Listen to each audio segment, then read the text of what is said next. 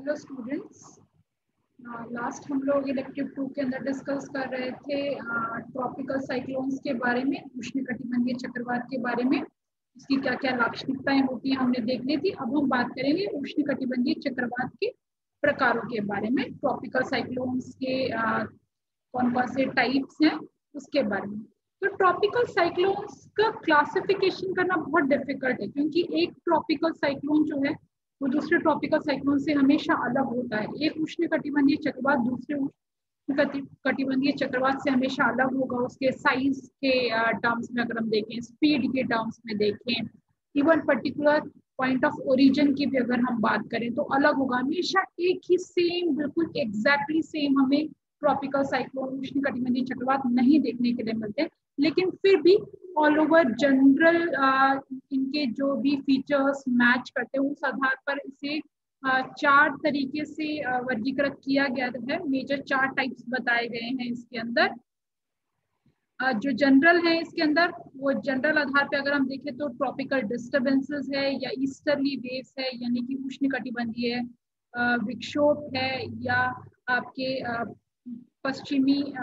पूर्वी मोजा है, या फिर ट्रॉपिकल डिप्रेशन है, उष्णकटिबंधीय दबाण है, ट्रॉपिकल स्टॉर्म्स हैं, उष्णकटिबंधीय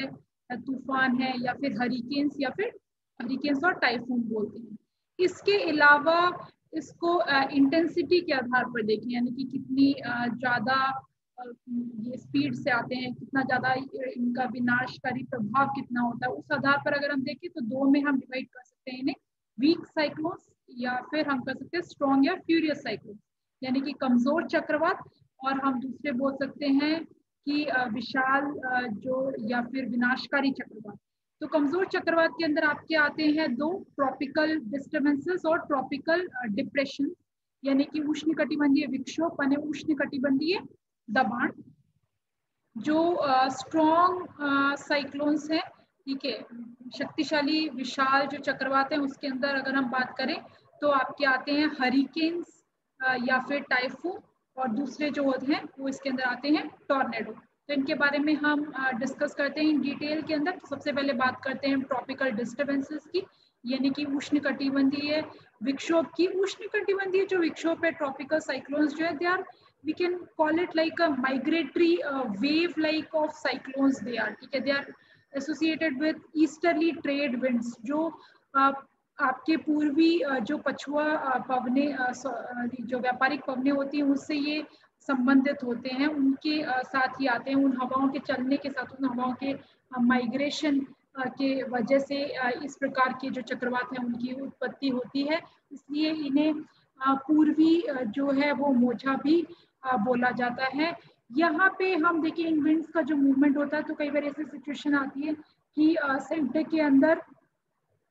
निम्न दबाण की स्थिति होती है और काफी लो स्पीड से जो है इनका मूवमेंट हमें देखने के लिए मिलता है। और मेजर जो इनके ऊपर इन्फ्लुएंस रहता है, मुख्य जो प्रभाव रहता है इस प्रकार के चक्रवात के अंदर, तो वो पूर्वी इन व्यापारिक पवनों का ही प्रभाव हमें देखने के लिए मिलता है। इस प्रकार के जो ट्रॉपिकल डिस्टर्बेंसेस हैं, पश्चिमी विक्षोभ जो है, इसमें वेदर कंडीशंस कैसी होती हैं, आबो हवा की स्थिति कैसी होती है, तो मोस्टली हम देखें ये डेवलप होते हैं 5 to 20 डिग्री नॉर्थ लैटिट्यूड में। 5 से 20 डिग्री जो उत्तरी अक्षांश वाले क्षेत्र हैं, खास करके आपके समुद्र के जो पश्चिमी भाग हैं, वेस्टर्न पार्ट ऑफ जो ओशंस है, वहाँ पे ये डेवलप होते हैं और ये कुछ समय तक वहाँ पे स्टेशनरी रहते हैं इनकी उत्पत्ति होने के बाद, जिस वजह से वहाँ पे एक sluggish kind of climatic situation आ जाती है। और इस प्रकार के जब चक्रवात वहाँ पे आते हैं तो वहाँ पे हेवी क्यूमुलस और क्यूमुलोनिम्बस ढग वर्षा जो बादल हैं वो बन आ जाते हैं, जो कि मॉडरेट टू हेवी रेनफॉल करते हैं, मध्यम से उच्च बरसात जो इनके द्वारा देखने के लिए मिलती है, विद थंडरस्टॉर्म, साथ ही साथ बिजली ना चमकारा के साथ और गाजवीन के साथ जो है इनके द्वारा बरसात हमें देखने के लिए मिलती है। मुख्यतः हम बात करें ये कौन से क्षेत्र के अंदर डेवलप होते हैं, इनकी उत्पत्ति कहाँ पर होती है, उष्णकटिबंधीय विक्षोभ की, ट्रॉपिकल डिस्टर्बेंसेस की, तो हमें कैरेबियन सी, कैरेबियन समुद्र और नॉर्थ पैसिफिक ओशन जो है, उत्तरी पैसिफिक समुद्र जो है, वहाँ पे समर सीजन के अंदर, गर्मियों के अंदर, उन्हाड़े के अंदर इस प्रकार के जो चक्रवात हैं उनका प्रभाव देखने के लिए मिलता है। दूसरे आते हैं ट्रॉपिकल डिप्रेशन, यानी कि उष्णकटिबंधीय दबाण। यहाँ पे क्या होता है कि लो प्रेशर क्रिएट होता है और लो प्रेशर के बाहर जो आइसोबार्स आपको देखने के लिए मिलती है, समदाब रेखाएं जो इसके बाहर हमें देखने के लिए मिलती है वो एक से ज्यादा होती है और ये बहुत ही छोटे आकार के होते हैं, इनका जो साइज है वो काफी कम होता है। इनका जो वेलोसिटी हम देखें, इनकी स्पीड की भी अगर हम बात करें तो वो भी काफी कम होती है, 40 से 50 किलोमीटर प्रति घंटा की स्पीड से ये जनरली आगे मूव करते हुए हमें देखने के लिए मिलते हैं। कई बारी कई जगहों पे ये काफी लंबे समय तक स्टेशनरी हो जाते हैं, कई दिनों तक वहाँ पे कई जगहों पे स्थिर ये हमें देखने के लिए मिलते हैं। खास करके यूजुअली जो आपके इंटरट्रॉपिकल कन्वर्जेंस जो जोन है, ITCZ वाला जो क्षेत्र है, वहाँ पे इनका निर्माण हमें देखने के लिए मिलता है। इनकी अगर हम बात करें इनका निर्माण कहाँ पे, उत्पत्ति कहाँ पे होती है, तो आपके इंडियन ओशन, हिंद महासागर के अंदर और इसके अलावा नॉर्थ ऑस्ट्रेलिया जो है, उत्तरी ऑस्ट्रेलिया वाला जो भाग है, वहाँ पे गर्मियों के अंदर, समर सीजन के अंदर में देखने के लिए मिलता है। इसके अलावा बे ऑफ बंगाल, बंगाल की खाड़ी के अंदर भी इनकी उत्पत्ति जो है हमें देखने के लिए मिलती है और जब इस प्रकार की चक्रवात आते हैं तो वो काफी ज्यादा बारिश करते हैं और बारिश करने की वजह से सीवियर फ्लड्स भी जो हैं वो हमें देखने के लिए मिलते हैं, यानी कि जो पूर की स्थिति है वो हमें यहाँ पे बनी हुई देखने के लिए मिलती है। फिर तीसरे आपके आते हैं ट्रॉपिकल स्टॉर्म्स। ट्रॉपिकल स्टॉर्म्स जो है यानी कि उष्णकटिबंधीय जो तूफान है, उष्णकटिबंधीय तूफान भी आपके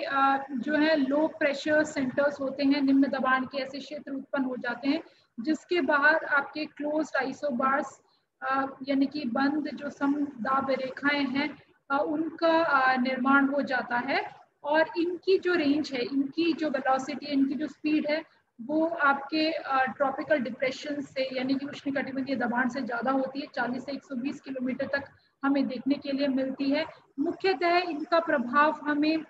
बंगाल की खाड़ी के अंदर, बे ऑफ बंगाल के अंदर, अरेबियन सी के अंदर, समर सीजन के अंदर, उन्हाड़े के अंदर आपको देखने के लिए मिलता है। बंगाल की खाड़ी और अरब सागर में, बे ऑफ बंगाल और अरेबियन सीजन में, समर सीजन में। सॉरी स्टूडेंट्स, बीच में इंटरनेट जो है वो डिस्टर्ब हो गया था। तो हम बात कर रहे थे किन के बारे में, आपके जो ट्रॉपिकल स्टॉर्म्स हैं यानी कि उष्णकटिबंधीय जो तूफान आते हैं उनके बारे में बात कर रहे थे। तो वो आपके बे ऑफ बंगाल, बंगाल की खाड़ी और अरब सागर में आपको समर सीजन के अंदर, गर्मियों के अंदर देखने के लिए मिलते हैं। इसके अलावा कैरेबियन सी जो है, कैरेबियन जो सागर है वहाँ पे यानी कि फिलीपाइंस के पास में भी जो है ये देखने के लिए मिलते हैं। काफ़ी वायलेंट और डिजास्टर्स एटमॉस्फेरिक हैजार्ड आता है इसकी वजह से, यानी कि काफ़ी आबो हवा की एक हम देखें तो ये काफ़ी विनाशकारी प्रकोप है। बहुत ज़्यादा बारिश होती है और जिस वजह से बाढ़ भी आ जाती है, पूर की स्थिति भी होती है, फ्लड्स भी हमें देखने के लिए मिलते हैं। खास करके आपका इससे इफेक्टेड बांग्लादेश है, फिर वेस्ट बंगाल का डेल्टा रीजन जो है, पश्चिमी बंगाल का डेल्टा ही क्षेत्र है, उड़ीसा का जो कोस्ट है, दरियाई किनारा है उड़ीसा का, आंध्र प्रदेश, तमिलनाडु के भी दरियाई किनारे वाले भाग हैं, फिर पश्चिम बंगाल का खास करके उत्तरी जो भाग है बंगाल की खाड़ी का, वहाँ पे आपको देखने के लिए मिलेगा, जिसमें कि गंगा डेल्टा हो गया और बांग्लादेश जो है, इनमें सबसे ज़्यादा इसका प्रभाव होता है। इस वजह से कई बार ये जो तूफान आते हैं उष्णकटिबंधीय, उस वजह से टाइडल वेव्स भी फॉर्म हो जाते हैं, यानी कि भरती ओट भी आ जाते हैं जो और ज़्यादा नुकसान इस वजह से करते हैं। ऐसा बांग्लादेश के अंदर 12 नवंबर 1970 को देखा गया, जिससे बहुत सारे लोग करीब मर गए थे। हम इसके बारे में डिटेल में नहीं जाएंगे और काफ़ी सारा जो है खेती का भी, एग्रीकल्चर का भी नुकसान इस वजह से यहाँ पे देखने के लिए मिला था। नेक्स्ट हम बात करेंगे हरिकेन और टाइफून के बारे में। हरिकेन और टाइफून की अगर हम बात करें तो हरिकेन और टाइफून जो है ये अलग अलग क्षेत्र के अकॉर्डिंग अलग नाम दिया गया है। यूएसए के अंदर इनको हरिकेन बोलते हैं और चाइना के अंदर इनको टाइफून बोला जाता है। वहीं पे हम ऑस्ट्रेलिया के अंदर अगर बात करें तो इनको विली विली नाम दिया गया है और भारत के अंदर इनको साइक्लोन या चक्रवात बोला जाता है और फिलीपाइंस के अंदर इनको बगुई और आपके जापान के अंदर इनको टाइफू, ये बहुत इंपॉर्टेंट है, ये नाम कौन से क्षेत्र में किस नाम से जाना जाता है, ये एग्जाम के अंदर जनरली पूछ लेते हैं। हम ट्रॉपिकल साइक्लोन्स में बात करें, उष्णकटिबंधीय चक्रवात के अंदर बात करें, तो सबसे ज्यादा डिजास्टर्स, सबसे ज्यादा वायलेंट जो होता है, सबसे ज्यादा विनाशकारी जो प्रकोप आते हैं वो आपके हरिकेन्स के वजह से, या फिर हम बोल सकते हैं टाइफून, बिनी बिनी, साइक्लोन या बग्यू और टाइफू के वजह से हमें देखने के लिए मिलते हैं। इनकी एवरेज स्पीड की बात करें, सरेराश इनकी जो वेग होता है वो 120 किलोमीटर प्रति घंटा तक हमें देखने के लिए मिलता है। उससे भी ज़्यादा स्पीड इनकी देखने के लिए मिलती है, कई बार 400 किलोमीटर तक इनकी स्पीड चली जाती है। और इनकी अगर हम बात करें, बहुत ज़्यादा संख्या के अंदर नहीं आते, कम ही संख्या के अंदर ये आते हैं, वैसे ये बहुत ज़्यादा विनाशकारी होते हैं और काफ़ी सिमेट्रिकल होते हैं, यानी कि सर्कुलर, गोलाकार रूप के अंदर इनकी जो समदाब रेखाएं वो हमें देखने के लिए मिलती है। सिमेट्रिकल या सर्कुलर जो आइसोबार्स हैं वो हमें इनके अंदर देखने के लिए मिलता है। और प्रेशर जो है वो शार्पली ड्रॉप होता है, यानी कि जो बाहरी भाग है वहां पे दबाव ज्यादा होता है और अंदर भाग के अंदर जो दबाव होता है, तो यानी कि बाहरी चक्रवात के ऊपर जो दबाव है और आंतरिक भाग में, सेंटर में जो दबाव है, केंद्र में जो दबाव है, उसमें अंतर बहुत ज्यादा होता है। ये अंतर ज्यादा होने के वजह से क्या है कि हवाएं बहुत तेज चलती है, बहुत ही ज्यादा स्पीड से चलती हैं, और बहुत ज्यादा स्पीड से हवाएं चलने की वजह से इनके द्वारा जो बादल बनते हैं, ठीक है, वो जब बारिश भी करते हैं तो वो बहुत ज्यादा बारिश करते हैं, बहुत ज्यादा मात्रा के अंदर इसके अंदर रेनफॉल जो है वो हमें देखने के लिए मिलता है। क्योंकि इसमें किसी भी प्रकार के वाताग्र नहीं बनते हैं, अलग अलग फ्रंट्स नहीं बनते हैं, वार्म फ्रंट या कोल्ड सेक्टर्स नहीं फॉर्म होते हैं, तापमान के अलग क्षेत्रों का निर्माण विकास नहीं होता है यहाँ पे, ठीक है। तो वैसे इनमें हमें देखने के लिए नहीं मिलता है। जनरली इनकी जो विंड डायरेक्शन होती है, हवा की जो इनकी स्थिति होती है, वो भी एक कॉमन, एक जनरल होती है, उसके अंदर भी चेंजेस हमें देखने के लिए नहीं मिलते हैं। और ये जो है ये एंटी साइक्लोन से एसोसिएटेड होते हैं, यानी कि आपके प्रति चक्रवात जो है उनसे भी संबंधित हमें देखने के लिए मिलते हैं। इनकी दिशा अगर हम देखें तो ईस्ट टू वेस्ट जो है इनका डायरेक्शन हमें देखने के लिए मिलता है। पूर्व से पश्चिमी दिशा की तरफ ये व्यापारिक पवनों के प्रभाव की वजह से हमें देखने के लिए मिलते हैं। इनके डायमीटर की अगर हम बात करें कि इनका व्यास कितना होता है इस प्रकार के चक्रवात का, तो 160 से 640 किलोमीटर तक का इनका हमें व्यास देखने के लिए मिलता है। यूजुअली स्मॉल साइज के जो कम छोटे आकार के जो हरिकेन होते हैं उनका निर्माण हमें इक्वेटर के पास, भूमध्य रेखा के पास देखने के लिए मिलेगा, और उससे जैसे जैसे हम दूर जाएंगे वैसे वैसे इनका आकार जो है वो बढ़ता जाता है। दबाण की स्थिति से की अगर हम बात करें तो इनकी जो प्रेशर की जो रेंज है, दबाण की जो रेंज हम देखें तो 900 से 950 मिली बार तक हमें देखने के लिए मिलती है। और प्रेशर ग्रेडियंट हम देखें, यानी कि दबाण के अंदर विभिन्नता की अगर हम बात करें, यानी कि बाहरी जो दबाण होता है और आंतरिक जो दबाण होता है, उस अंतर की अगर हम बात करें तो 100 MB से 55 MB तक, 10 to 55 MB तक हमें आउटर बाउंड्री टू इनर जो सेंटर है वहां पे प्रेशर का डिफरेंस इनका जनरली देखने के लिए मिलता है। और इसका जो सेंटर वाला जो पार्ट होता है, आई ऑफ जो साइक्लोन जो होता है वो रेनलेस होता है, जनरली सूखा होता है, वहां पे बारिश हमें देखने के लिए नहीं मिलती। हरिकेन